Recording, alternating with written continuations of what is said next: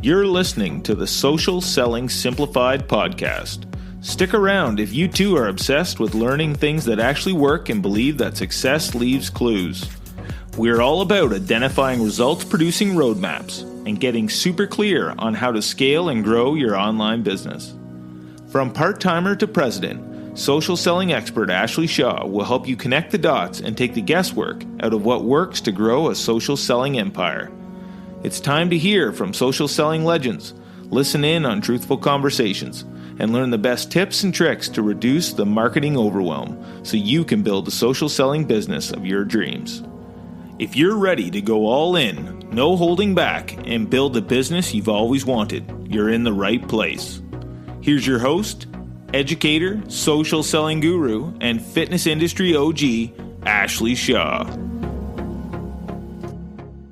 Welcome to Social Selling Simplified. I'm your host, Ashley Shaw, and today we are going to be diving in to a question that coaches ask all the time. And in fact, if you're in any type of sales, I guarantee this question has come up, you've thought about it, or you have tried to overcome it in your own business.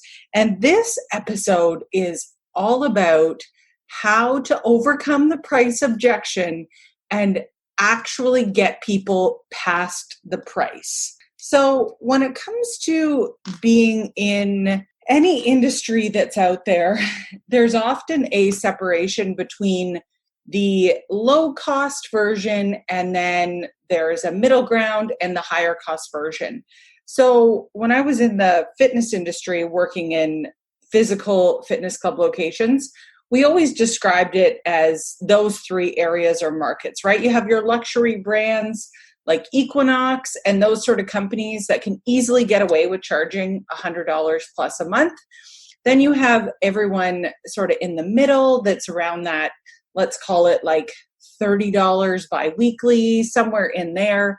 And then you have low cost models, which are like $10 every 2 weeks. So there's always three different levels of products, and ultimately that sort of boils down to sometimes how people's perception, we can come into contact with people that have those different perceptions of what things should cost.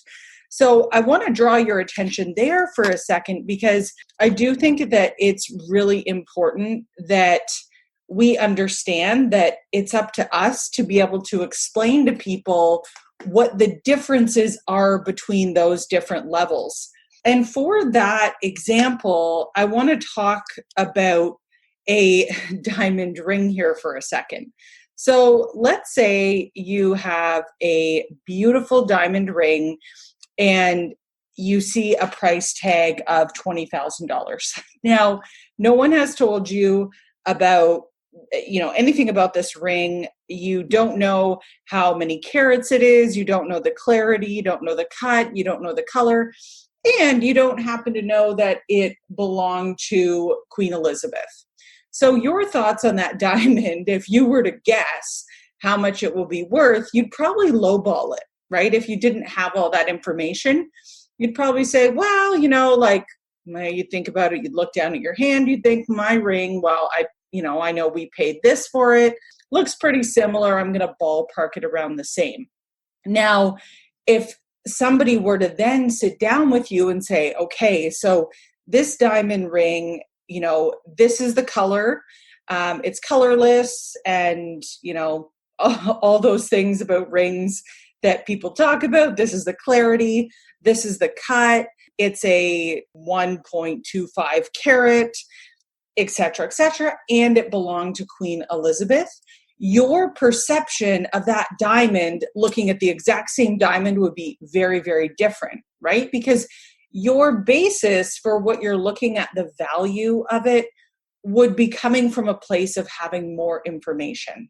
So the point that I'm trying to make here is that when you get price objections, it's really important to not just look at it as this person is challenging what the product is, and I have to be able to overcome and beat down their argument, because that in itself is not helpful for you, right? If you feel like I just have to use my words to try to get them to see my point of view.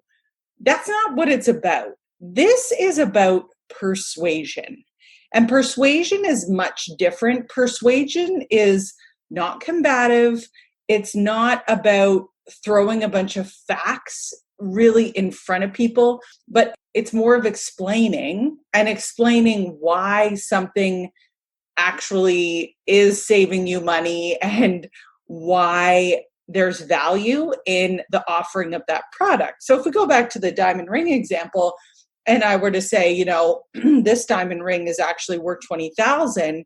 But what's crazy about it is if you were to turn around and go and sell it, because it belonged to Queen Elizabeth, it's actually worth $50,000. Immediately, your perception of the ring changes and your perception of what it's worth instantly changes. So we need to be able to provide that context when we are walking people through the price of a product and the value. So hopefully that story about the diamond really resonates, because it's really important that whenever we are introducing a product, we don't just throw it in front of people and expect them to have all those details and the description behind why that product is a superior product. If people are to look at your product and decide which category it falls into, they're just going to default to the cheapest thing that they saw, on Amazon or in an ad. They're not going to know that it may hold more value than those things that they have seen in the past. So that is a really important distinction to make before I go into the 5 most important things you need to know when it comes to overcoming price objections. Okay? So the first step in this process, and there's 5 steps, as I said here, you need to do all 5. And what's going to happen is that if you start to do more of this, meaning you start thinking about the steps and you start becoming more aware of them, you're going to get less price objections than before. And eventually you'll get really good at interpreting beforehand, before the objection comes up.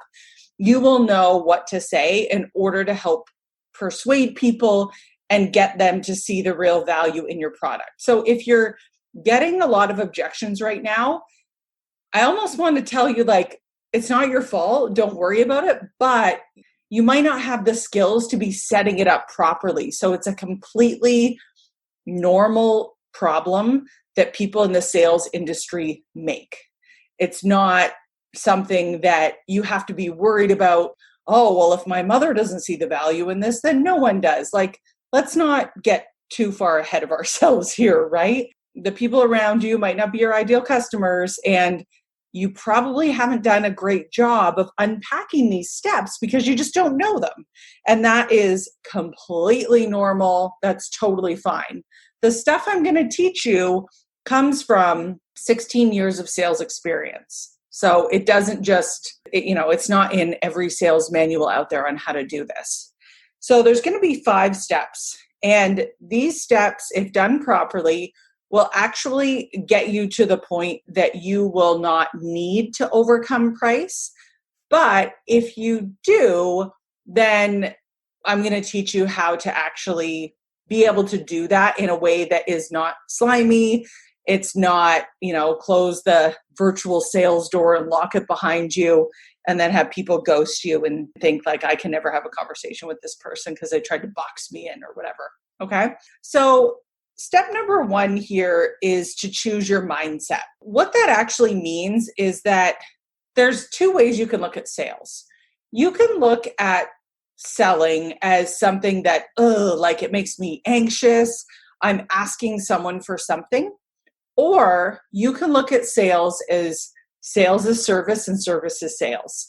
What that means is that your attitude around sales is more so that I need to be a really good detective to deeply understand what my ideal customer needs.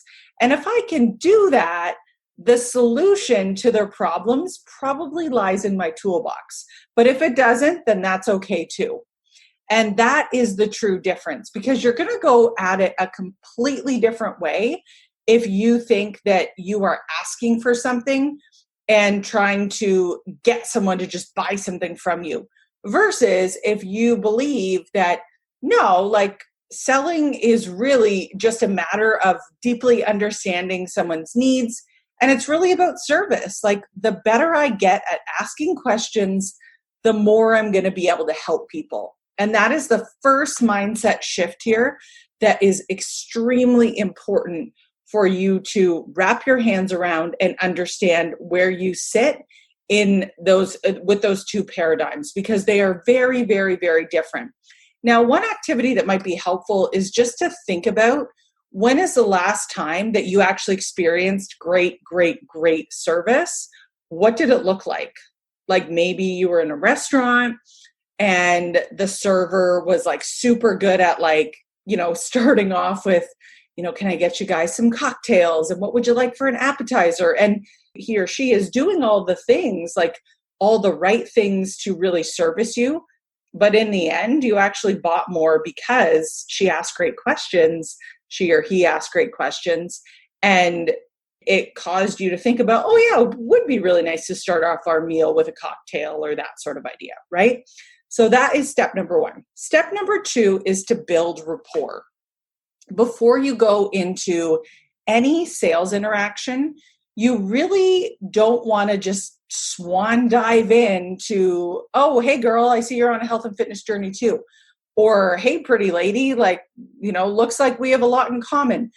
That right there is like instant rapport out the window. That tells me that you are on the hunt and I am your prey. And that is not a great way to start off a conversation with somebody that you're trying to win over, and you're trying to create like a special experience with, right? It's like a dude on the corner of the street that just keeps cat whistling at girls as they go by, and just like, yeah, the numbers will be in my favor. If I do this enough, someone will stop. Like, that's what it feels like when you go about it in that method. Whereas when we talk about building rapport, what we're actually meaning here is that you're going to go into, if you are going into people's DMs, because I'm going to talk about two different strategies here. If you are going into people's DMs, it's really important you actually do establish what you have in common. So when we talk about building rapport, what I actually mean by that is there are things you have in common with other people. It's like building commonalities. So it's your goal to figure out what you have in common. So if you were looking at my profile, and this is where it definitely takes a little more time. If you were looking at my profile, you would know right at this point in my life, I'm 34 weeks pregnant, and I have a bulldog. He's a Boston Terrier bulldog named Brew. You would know that my husband is taking paternity leave for the first year of our child's life, and he's off, so he's not working, and he's been able to take 8 weeks leading up to the baby being off. You would find out a bunch of these things by looking at my social media.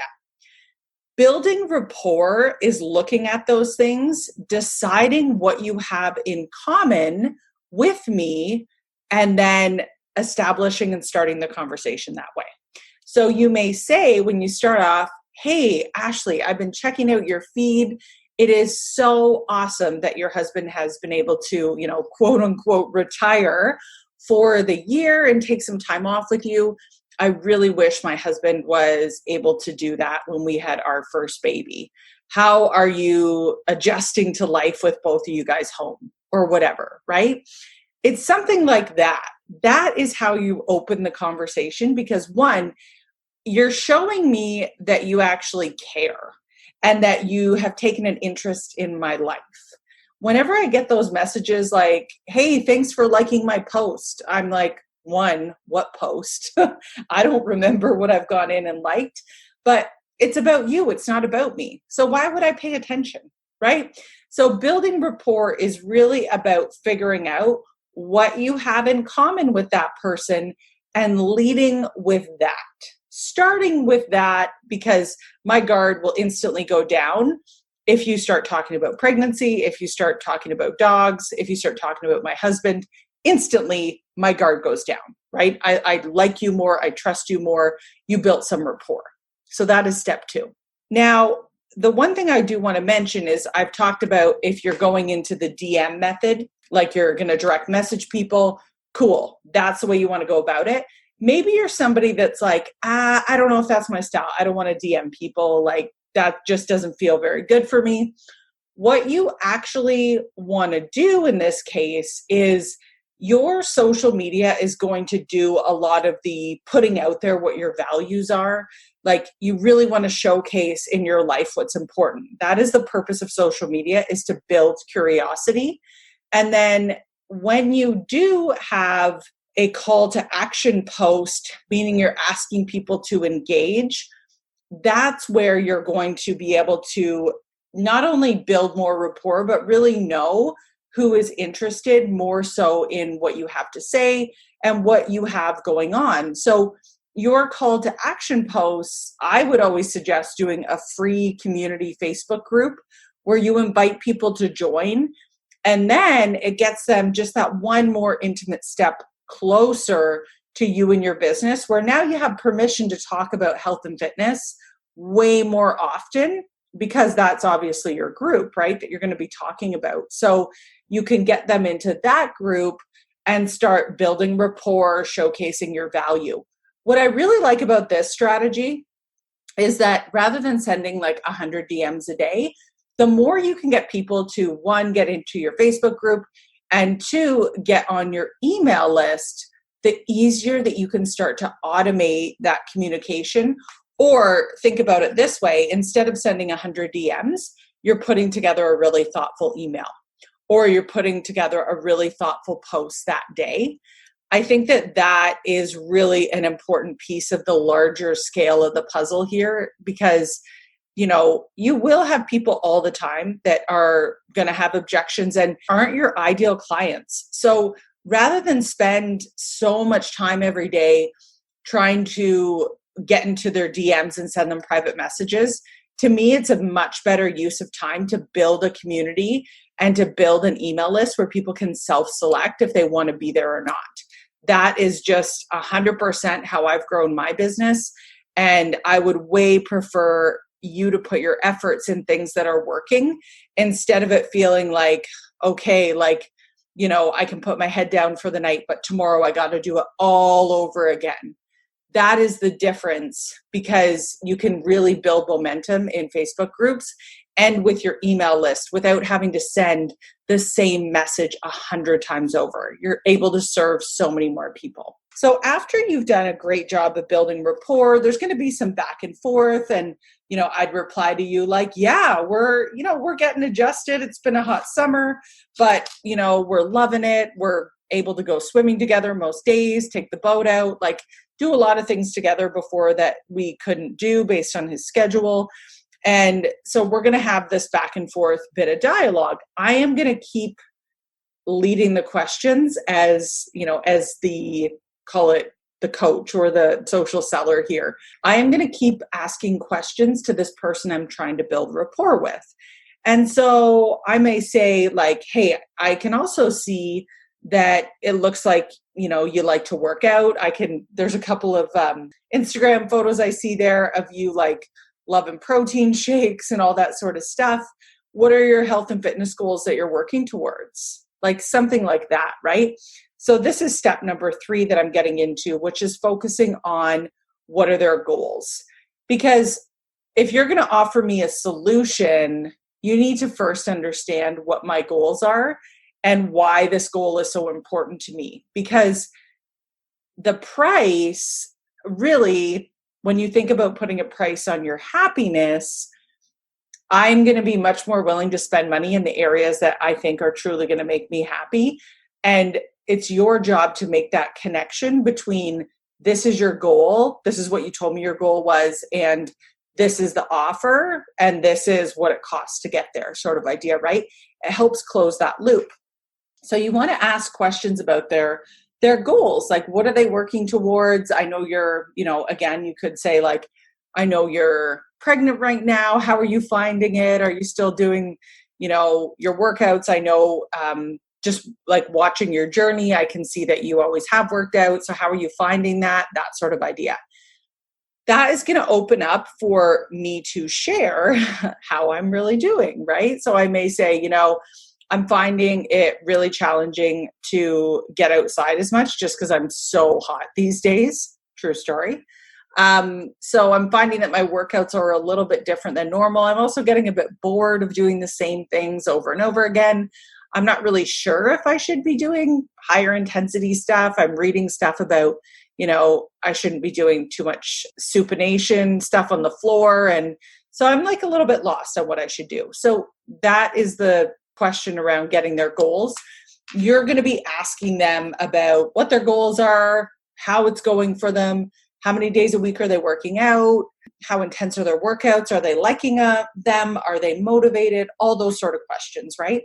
That's going to provide you a really, really great base to then actually provide some solutions, which is step number 4. So step number 4 is to provide solutions for them. So if I've just shared all this information with you, then you're going to be able to say, oh, those are some great goals. I completely understand. I know when I had my first, it was definitely very challenging for me to work out. So it's amazing that you're still sticking with it. That is so awesome. And let me tell you, like, as soon as the baby comes and, you go through that healing process, like, the best thing about it is you're going to feel super fired up to be ready to dive back in. And that's going to be great. It's going to feel really good. I know it did for me. Based on what you're telling me, I actually think that whatever it may be, maybe you'd recommend 2B mindset. Maybe you'd have, ultimate portion fix in your back pocket. Maybe you'd even be thinking like bar blend or something like that. Whatever the product offering is, or you might even say, we don't have anything yet for prenatal, but we know that there's something coming out. You could talk about if you had a waiting list or things like that. But let's just pretend that there was the perfect solution for them that you thought about. You were like, oh, yeah, they should definitely be following this eating plan and they should be doing this workout. So when you provide solutions to someone, you're going to say, of everything you've told me, this is really what I would recommend that you consider and do. This is where people that are pregnant that I do coach, this is the best way that they found success. One is that they always button up the nutrition. The important part is you're getting enough calories and the right type of calories, obviously enough vegetables and fruits and all those sorts of things. So that's where some of the programs that we offer actually have a prenatal component where you can figure out what you should be eating. And that's obviously, I know that's something that's important to you. You mentioned earlier that when it comes to your nutrition, you want to make sure you're on point because obviously you're looking after 2 right now, right? And then the other thing I would definitely recommend is that you start with something, let's say, I'm just going to throw this out there and say BOD. I would never say BOD though to a potential client that didn't understand that. I would say Beachbody On Demand, which is like the Netflix of workouts. And there is actually some workouts on there that are pre and postnatal. And there's lots of yoga booty ballet and some of the older stuff that's super fun, where I know you said you get bored easily. It'll give you a ton of variety. So it's a really good way to mix things up, make sure you're getting your nutrients, and it'll just put you in the best spot possible for when you actually have your baby and you're ready to dial in the nutrition and do all that stuff postpartum as well. So what I've done there is I've taken all the solutions that I've thought about and I've catered it towards their goals and what I know from my knowledge is going to work best for them. And then I have sort of wrapped it up and said, you're really narrowing it down for them. You're not saying these are all the options. You're saying, this is what I think would work best for you. As a prospect on the other side, I'm really glad that you have made it simple for me to understand, and you've given me specific recommendations because you're the expert, right? So then at that point, I would say, yeah, that actually sounds, that sounds great. Or I might not. And we'll talk about that in a second. But the next step is to give them an option close. So you would say, okay, that's awesome. So what do you think would be best for you, starting with the nutrition plan or starting with both BOD or Beachbody On Demand and the nutrition plan? So you're going to try to get a yes first, right? Like which one of those? You're going to try to get them to pick one of those options first before you go any further. Okay. And so then they're either going to say, oh, like I'd probably just start with nutrition because I'm not sure about working out. Like I'm going to be off for 6 weeks minimum, when I have the baby and stuff like that. But the nutrition stuff, I can definitely dial in now, which would be awesome.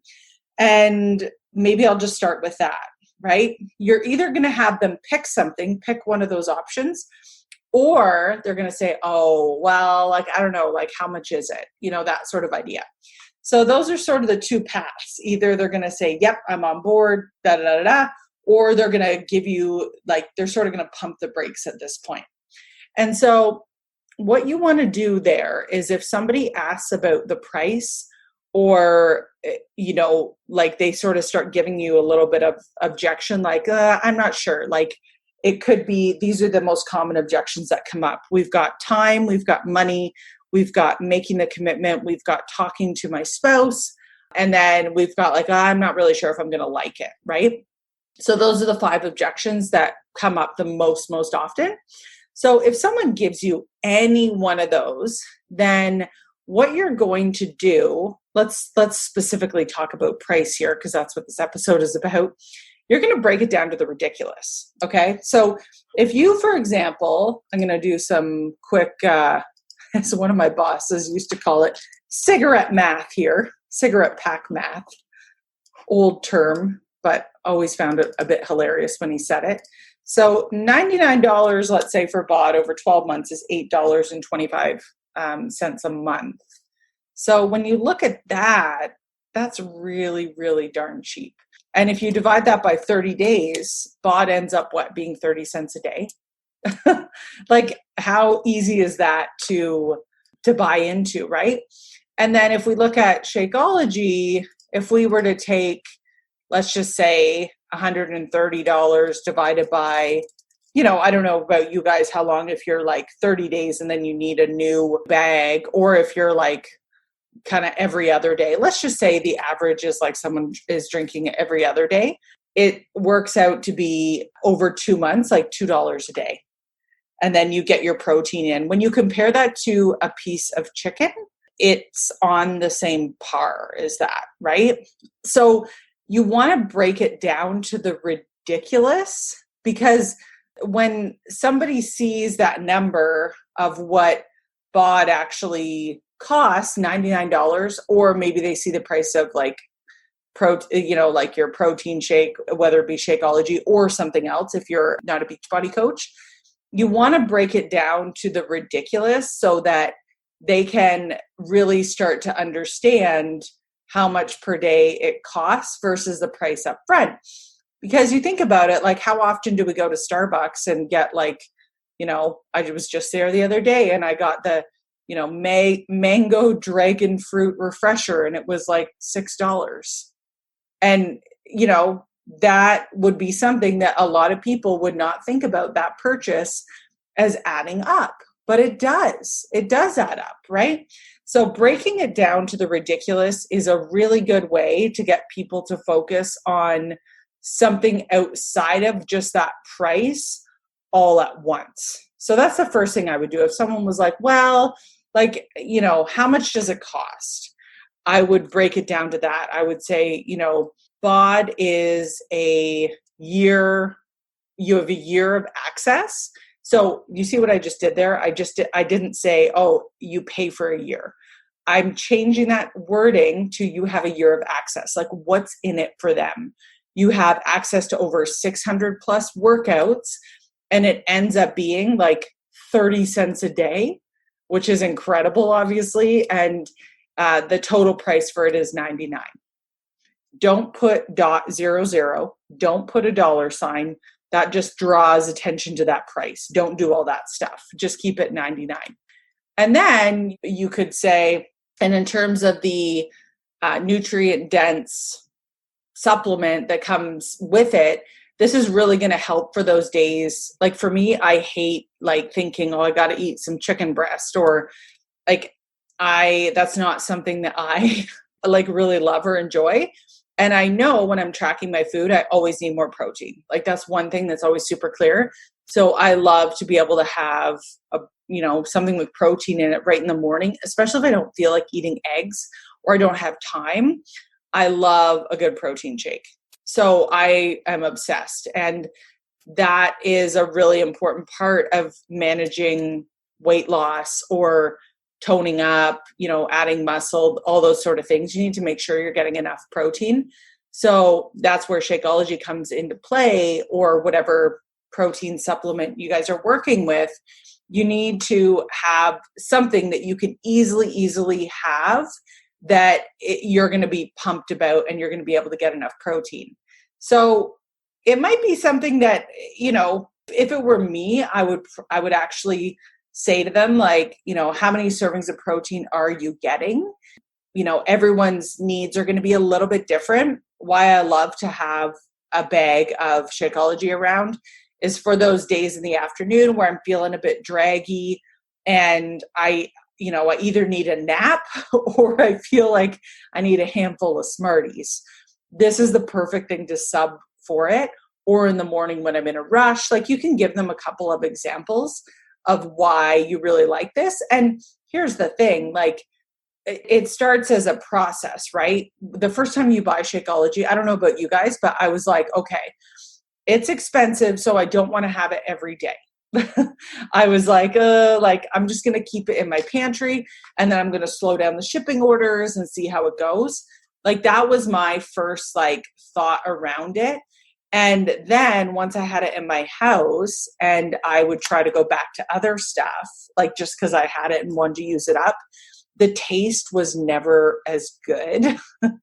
So I would always go back. And now I'm super consistent with it because I track all my food and I know I need to get a certain amount of protein a day. And I actually really find if I do not have a shake a day, my digestive tract is off, especially being pregnant. It really impacts that. So now I am a full-blown believer, but before I had a hard time with the price. And so I thought, okay, I'm going to tippy toe into this. I'm going to get it and I'm going to see how it goes, right? So give your customers some grace. Like they might be feeling that way too. So it's like you start off with something like you could start off with a challenge pack, right? Taste all the flavors. But the thing is, like, there's so many different recipes they can try. So it's not just, try one shake and that's it. There's so many things that you can do with Shakeology to try different recipes. And it doesn't have to be a shake. It can be many different things, of course, right? So I went really on a big tangent there about how much I like the flavor of Shakeology. But I feel like it's important. It's important to know that your customer may be going through those same emotions that I was going through with, it's really expensive. And then coming to the conclusion, like, okay, I get it. I see why it is. And my body is so much happier when I have it, because let me tell you, it's super uncomfortable being pregnant and your digestive tract just not working like it normally does. It's really important to have those benefits and know them so that you can be specific when you're talking to your clients about them.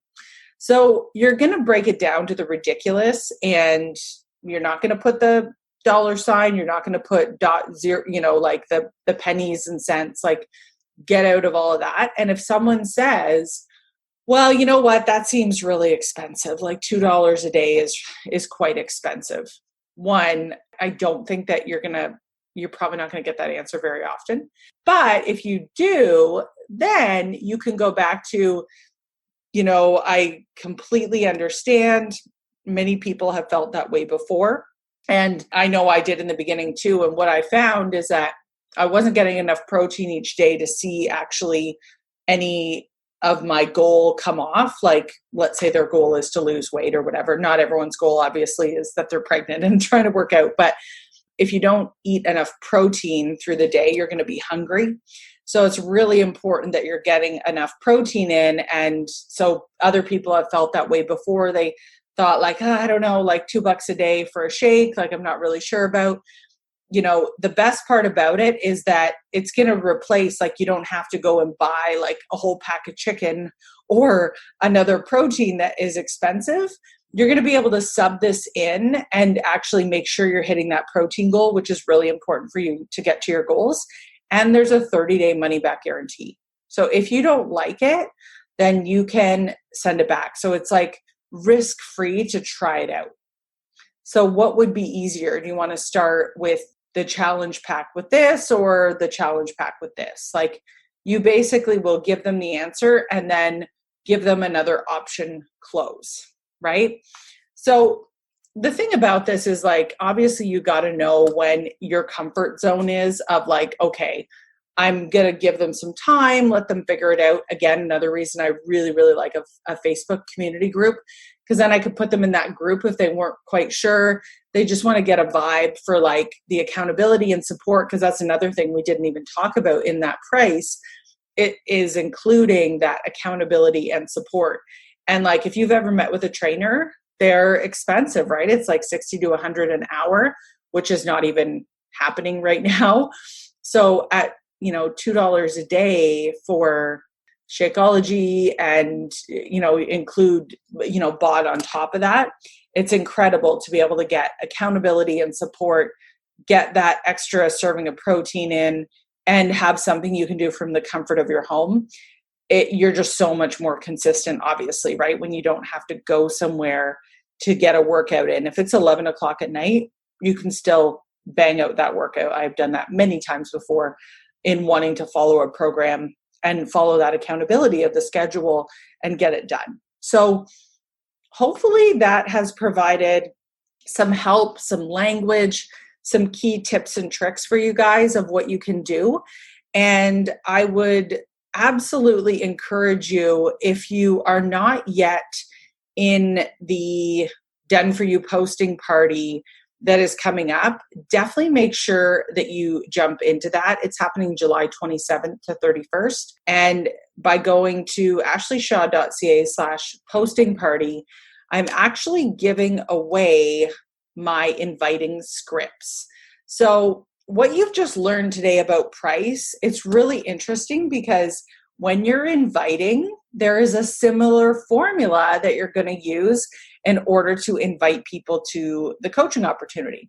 So if you would love a copy of that, make sure you sign up, and you will definitely get a copy of that and an hour training that I've put together on all the things I would recommend around actually going through the inviting process while you're keeping these things in mind, those 5 things that I have taught you in this episode. So thank you guys so much for listening.